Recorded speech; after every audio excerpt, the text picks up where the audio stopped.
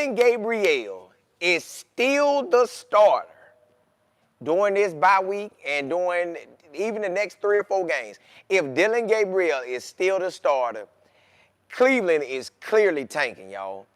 Because if you look at it right now, the only teams that'll stop us from getting that #1 pick, which if you got the #1 pick, you get the pick from everybody that's out there. But if you got the #4 pick or #5 or 6 or 7, you chance it with your draft pick being gone. This is the only clear reason I could see Dylan Gabriel still starting. Because you know with him in the game, you already know what you're getting. You're getting a team that's not throwing downfield. You're getting a team that's focused on the short routes. And if I know that, you don't think the NFL teams know that? They know that Dylan Gabriel can't throw the ball deep. They seen him throw it deep yesterday, and they picked it off. They seen it yesterday when you put that real defense on him. Man, he out of there. So they got to be tanking, y'all. Look at the position they in right now. Right now, they are in, they have draft slot #4. If the draft was right now today, if the season ended, they have draft slot #4 and draft slot #19 because of the Jaguars. So they hope that the Jaguars be trash, but the Jaguars actually doing good this year. So either way, the Jaguars pick, they want them to be real sorry where they can get a top 10 pick on both or even a top 5 pick on both, but they can't dictate how Jacksonville is. Now, the other teams that's in front of them that have the better picks than them is the Jets and the Saints. And it's actually the Saints than the Jets. Okay, those 2 teams plus, who that team is? The Jaguars. They all have 3 new head coaches. They don't want to lose. The Jaguars are trying to win every game they can. The Saints trying to win every game they can. The Jaguars trying to win every game they can. The only person in Tennessee, now Tennessee, the guy who takes over as interim coach, he going to try to win as well, just so he can possibly get a head coaching job. You know, this might be your opportunity. All right, cool. So you got 3 coaches trying to win. And then you got Kevin, know his situation good. No, he ain't got to worry about nothing because him and the owner, Mr. Jimmy, they cool like that. So he ain't tripping. He like, man, look, we got 10 draft picks. If we keep Dylan in and Dylan the dink and don't king, and everybody know we dinking and donking, we'll end up with a top 5 draft pick or a top 3. The only thing is, they play the Jets. Watch how they play the Jets. Let's see how hard they play the Jets, because if they beat the Jets, that pushes the Jets in front of them. If they lose to the Jets, they go in front of the Jets. So right now, it's Cleveland at pick #4. Cleveland is at pick #4. If they lose to the Jets, they swipe spots. Now, you still need the Saints to lose, and you still need Tennessee. I mean, you need the Saints to win and Tennessee to win. But neither one of them look like they're going to win. So the only thing they really can control is letting the Jets thump them. But how can they make it look good? And they didn't want the Jets to win, but then they did. Because now you can say, well, hey, now I know in reality they should want to win. But y'all, when we looking at this thing, if Dylan Gabriel still starting, you don't want to win. You're not giving yourself a real chance. You saying, you got the owner stepping out talking about we need more sample size. You ain't give that sample size to Joe Flacco. You got Joe Flacco out of there. So why are we waiting to see what Dylan Gabriel is? We got to be tanking. We have to be tanking. This is the only thing could make, if Dylan Gabriel is still the starter during the bye week, if Dylan Gabriel is the starter after the bye week, if they let him be the starter for 3 more games, they tanking. Ain't nothing left to see is Dylan Gabriel. We done saw him 4 games, and in 4 games, he did not impress.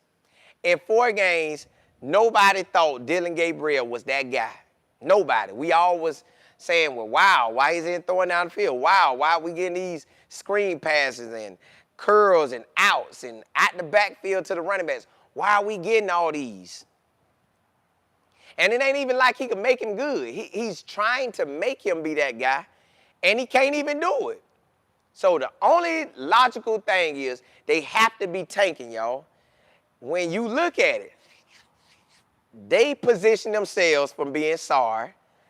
They need the Jets to win, they need the Saints to win, and they need Tennessee to win. This is the only thing I could think of. This is the only thing I could think of why they would keep playing Dillon Gabriel. Because it's no reason to have Dillon Gabriel go in as the starter. You done seen him 4 games, and he didn't wow you. You seen him 2 preseason games, and he hasn't wowed you. So what we doing? So what are we doing that we go about it and we see that Dillon Gabriel rocking number 1?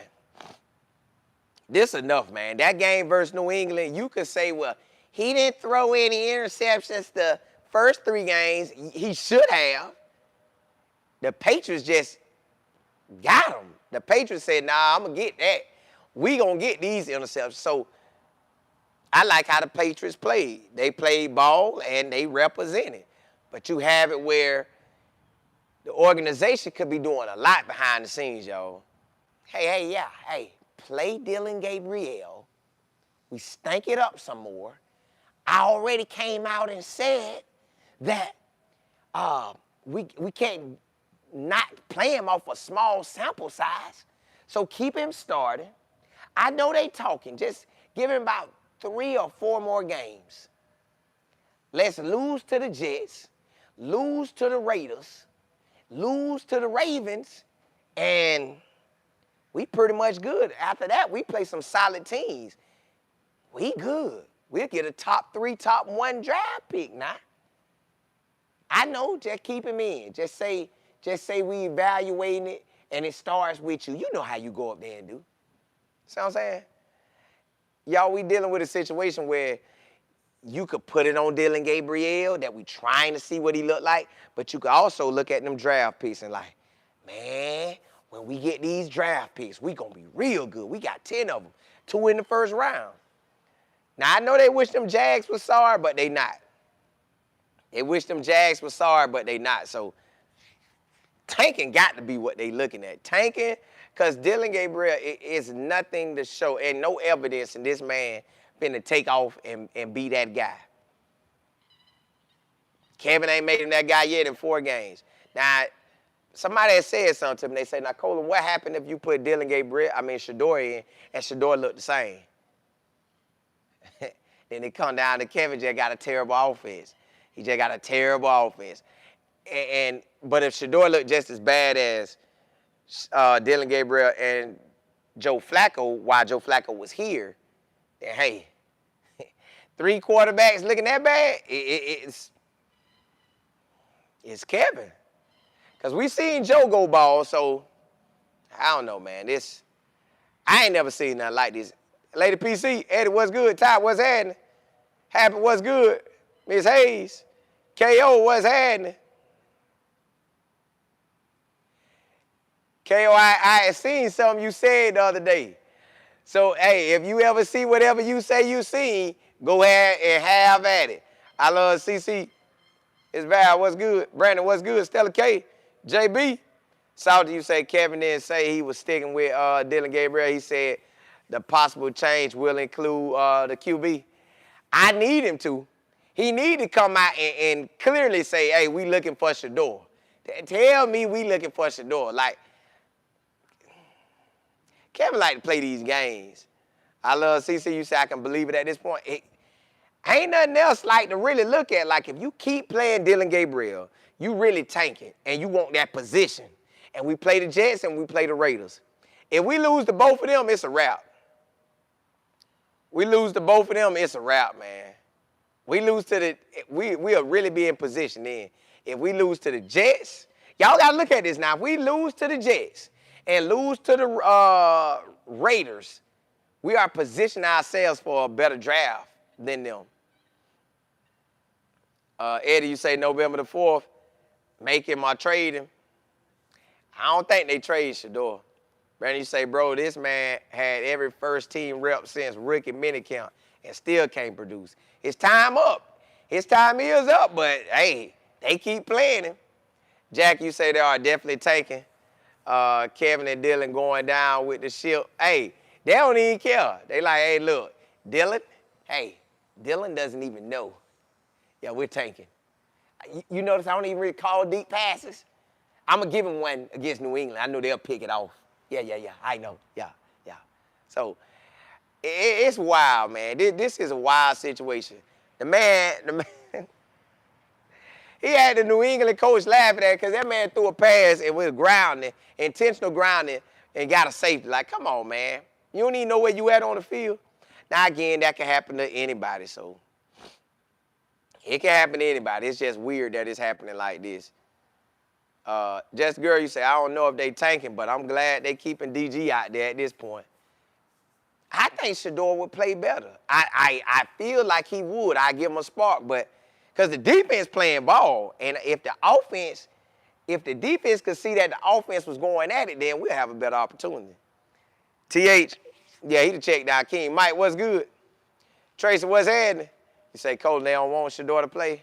It's looking like they don't, but I feel it's more for the tanking. I really feel like they trying to tank.